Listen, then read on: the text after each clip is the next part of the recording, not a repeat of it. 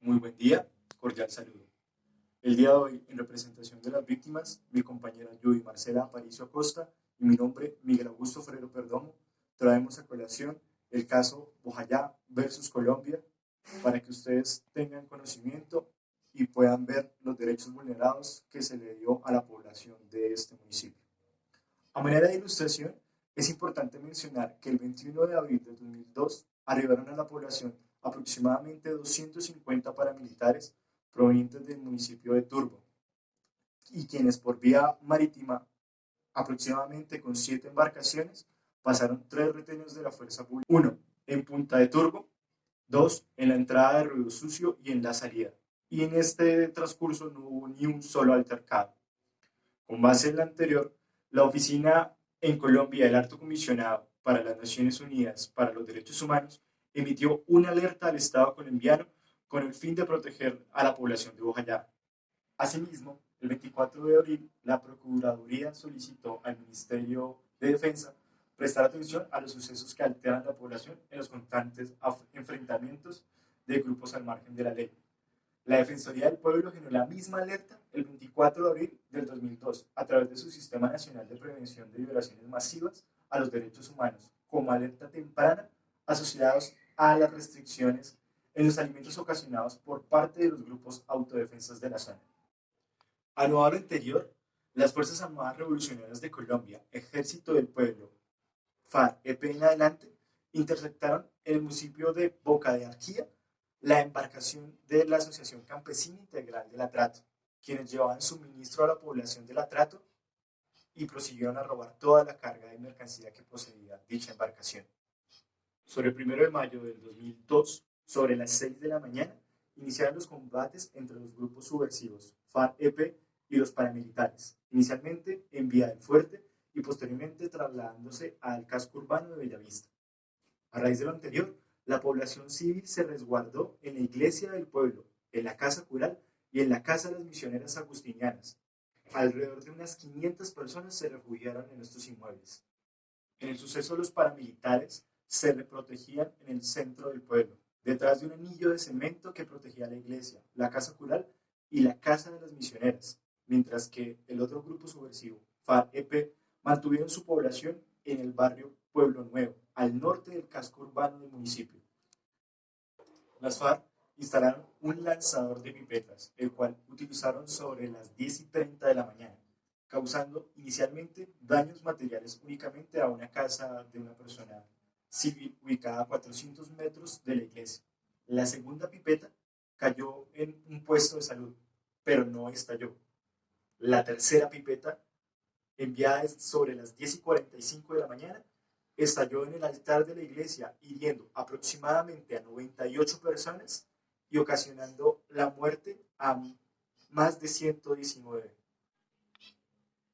En medio de la confusión, los sobrevivientes salieron con banderas blancas y dejaron el pueblo, pero es allí donde escucharon una nueva pipeta, la cual ingresó a la casa de las hermanas agustinianas, pero no estalló. La mañana del 3 de mayo,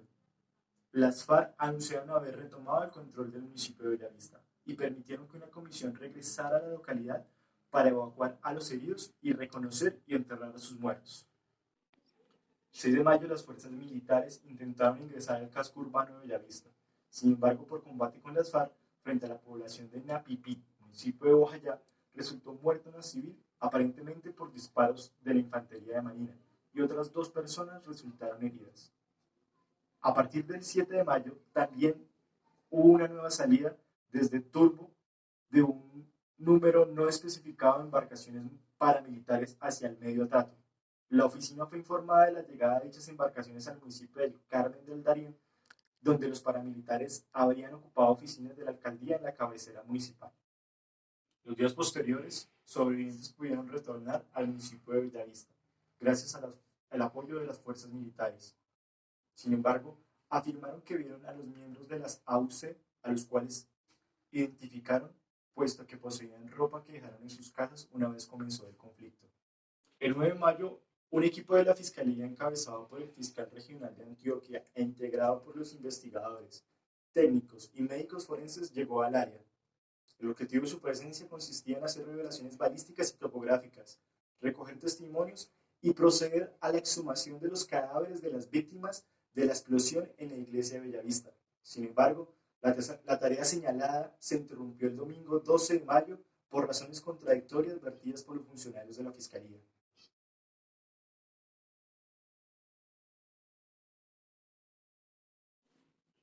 El grupo paramilitar denominado las AUC tienen responsabilidad en las casi 100 muertes ocasionadas y en las lesiones causadas a más de 80 personas, puesto que no tomaron las medidas necesarias para evitar o reducir a un mínimo las pérdidas incidentales y en tomar las medidas de salvaguardar el derecho a la vida de la población. De igual manera, no se tomaron las medidas pertinentes para evitar el daño en los bienes culturales. Por el contrario, se ubicaron en la cercanía de las edificaciones con el agravante que en su interior había civiles refugiados, por ende, incrementaron el riesgo para ellos. Agravando esta conducta, también se vieron inmersos en el conflicto en días posteriores en los cascos urbanos de Bellavista y Vigía del Fuerte, yendo con esto en contra de la protección a la población civil. Las AUC son responsables de los desplazamientos sucesivos y masivos de la población civil de la región, generados por las acciones y amenazas de este grupo y por los combates a los que se vieron inmersos sus integrantes.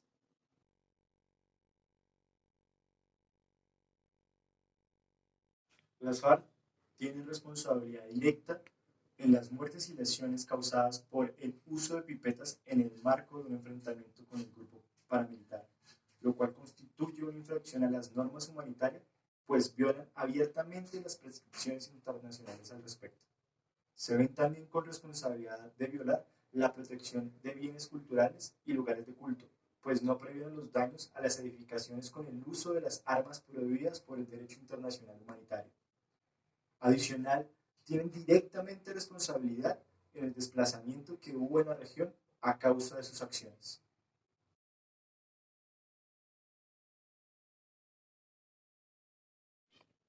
A la luz de las normas de los derechos humanos y el VIH, el Estado tiene obligaciones de prevención, protección y garantía. A su vez, la responsabilidad del Estado no puede generarse tanto por opción, sino también puede darse por omisión, por lo cual enunciaremos las siguientes responsabilidades del Estado colombiano.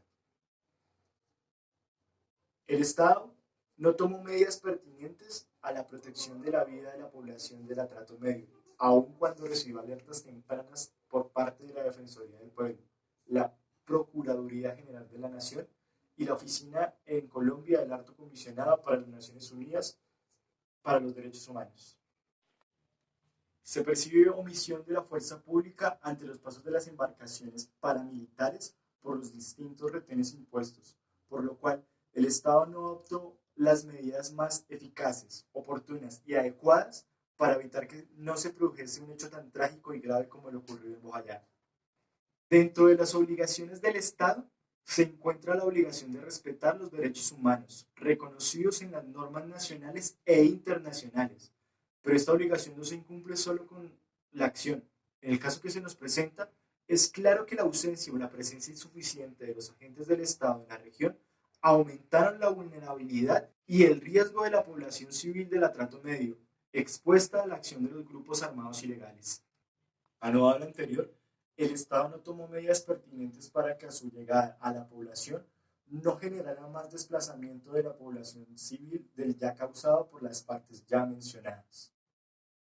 El Estado tiene la obligación de garantizar los derechos de sus asociados y que estos puedan ser efectivos con relación a su ejercicio, goce y disfrute. Sin embargo, como se describió en los hechos, el ente acusador en la recolección del material probatorio, al parecer, no fue objetivo según los testimonios. Los deberes de protección, prevención y garantía del Estado con respecto a los derechos humanos se incumplen cuando las autoridades toleran, apoyan o prestan su aquiescencia a la actividad de grupos armados al margen de la ley.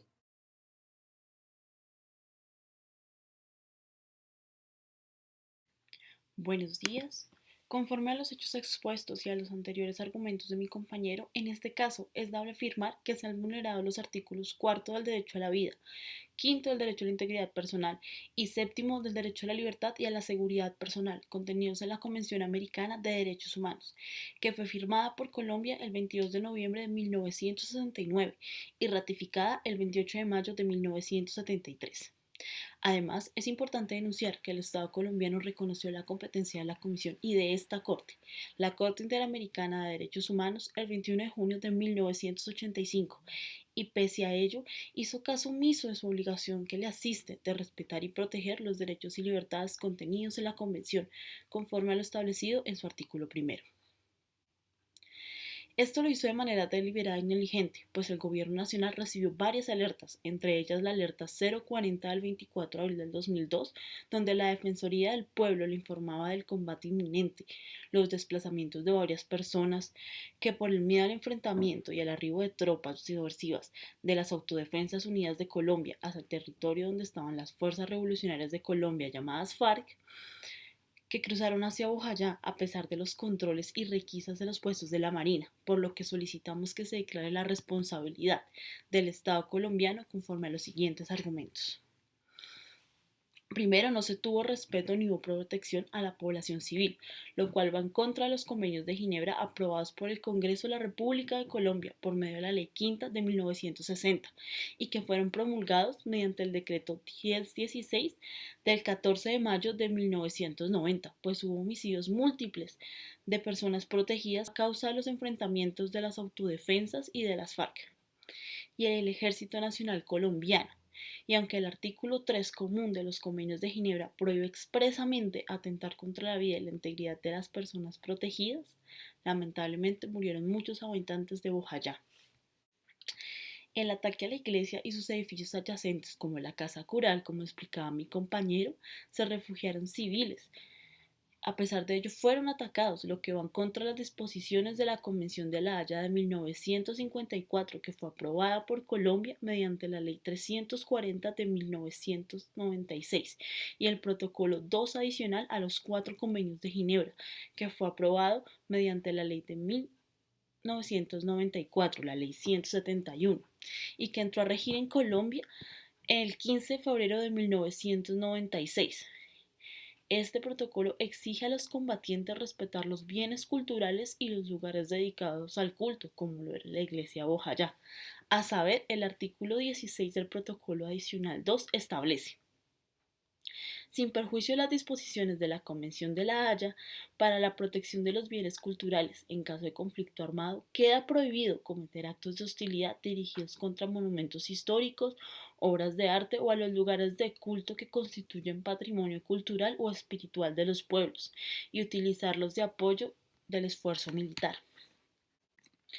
Ahora bien, respecto al uso de cilindros de gas como arma, las famosas pipetas que nombramos en los hechos, el derecho internacional humanitario ha establecido las reglas de la guerra, indicando que el uso de las armas no es ilimitado y aún menos cuando las armas empleadas pueden causar sufrimientos innecesarios o efectos indiscriminados, como se indicó en la Declaración de San Petersburgo de 1868, la cual fue recogida en el Protocolo 1 adicional de los 4 convenios de Ginebra que aprobó Colombia mediante la Ley 11 de 1992 y que empezó a regir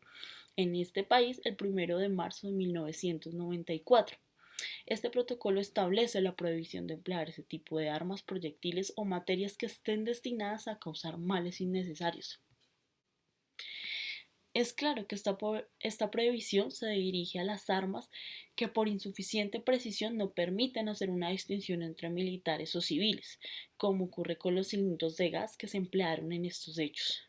Y como lo indicó Human Rights Watch en su momento, estas pipetas o estos cilindros causan daños indiscriminados y provocan graves heridas, pues no tienen la precisión e impactan a casas, iglesias, centros de salud y demás que provocan muertes de civiles de forma inevitable. Para entenderlo mejor, Human Rights escribió el funcionamiento de los cilindros de la siguiente manera. Los cilindros de gas se fabrican a partir de un tanque empleado normalmente para alimentar la cocina del hogar. El tanque se carga con combustible y metralla, se sitúa dentro de un tubo repleto de dinamita. Habitualmente el tubo se coloca sobre la parte de atrás de una camioneta en las cercanías del lugar que la guerrilla pretende atacar. El lanzamiento del tanque se produce al encenderse una mecha conectada a la carga de dinamita. Ahora, en cuanto a la estrategia previa que despojó de víveres y provisiones, lo cual ocurrió previo a los enfrentamientos, es una estrategia lícita, lo sabemos. Sin embargo, como se explicó en los hechos, esto llegó a afectar a la población civil. Tal acción va en contra de la prohibición que establece el artículo 14 del Protocolo Adicional 2 de los cuatro convenios de Ginebra que establece: queda prohibido como método de combate hacer padecer hambre a las personas civiles. En consecuencia, se prohíbe atacar, destruir, sustraer, inutilizar con este fin los bienes indispensables para la supervivencia de la población civil, tales como artículos alimenticios, zonas agrícolas que producen las cosechas, el ganado, las instalaciones y reservas de agua potable y obras de riego. Además, es importante recordar que la zozobra, los bloqueos de las provisiones que ya mencionamos antes de los enfrentamientos generaron desplazamientos masivos de alrededor de 4.000 personas aproximadamente, lo cual es una clara violación al artículo 54 del protocolo adicional de los cuatro convenios de Ginebra, que establece lo siguiente, y además que fue recogido en el protocolo 2. Se prohíbe atacar, destruir, sustraer bienes indispensables para la supervivencia de la población civil, tales como artículos alimenticios, zonas agrícolas, las cosechas, el ganado, instalaciones, reservas de agua potable y las obras de riego, con la intención deliberada de privar de estos bienes por su valor como medios para asegurar la subsistencia a la población civil o a la parte adversa, sea cual fuere el motivo, ya sea para hacer padecer de hambre a las personas civiles, para provocar su desplazamiento o cualquier otro propósito. Señores magistrados, aunque el Estado colombiano no causó todos los daños mencionados ni las acciones anteriormente mencionadas, sí es responsable, pues a la luz de las normas internacionales del derecho internacional humanitario y de los derechos humanos, tiene la obligación de prever, de proteger y de garantizar, como se indica en el artículo primero de la Convención Americana sobre Derechos Humanos. Pues recordemos que la responsabilidad se genera tanto por acción como por omisión, lo cual pasó en este caso, pues el incumplimiento del deber de garantía se generó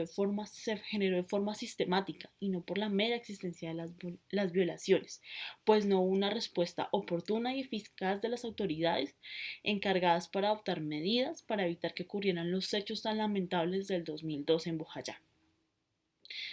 Teniendo en cuenta las alertas que se formularon por la Defensoría del Pueblo, por la Procuraduría General de la Nación y por la Oficina del Alto Comisionado de las Naciones Unidas para los Derechos Humanos, por lo tanto no es dable que el Estado colombiano afirme que desconocía la existencia de los riesgos que estaban afectando latentemente a esta población. En cuanto a su obligación de respetar y proteger los derechos humanos de todas las personas sometidas a su jurisdicción en contra de las violaciones, se incumple tanto por acción o como por omisión, pues se apoya, se tolera la amenaza o se vulneran los derechos humanos de una persona, lo cual ocurrió en este caso, pues manifiestamente el Estado colombiano incumplió su deber de desplegar las medidas oportunas y eficaces para impedir que los derechos de las personas habitantes de Bojayá se vieran afectados por los actos de violencia que ya describimos. Sumado a lo anterior, la presencia insuficiente de los agentes del Estado en este lugar aumentó mucho más el riesgo, dejaron vulnerables a la población que estuvo expuesta a las acciones de los grupos armados ilegales que rompieron e iniciaron los enfrentamientos, omitiendo no solo la protección a la vida, sino que además la honra y los bienes de los habitantes, generando una situación que produjo la muerte de un centenar de civiles, la grave y flagrante violación a los derechos humanos. Este incumplimiento claramente viola el artículo 2 del Pacto Internacional de Derechos Civiles y Políticos y los artículos 1.1, 4, 5 y 7 de la Convención Americana sobre Derechos Humanos, que protegen la vida, la integridad personal y la libertad y seguridad personal de los habitantes de Bojayá por los hechos ocurridos en el año 2002. Por todo lo anteriormente expuesto, pedimos amablemente a esta honorable Corte que condene al Estado colombiano por la violación de los derechos humanos de la vida, la integridad personal y la libertad y seguridad personal de los habitantes del municipio de Ujayá por los hechos ocurridos el 2 de mayo del 2002. Muchas gracias.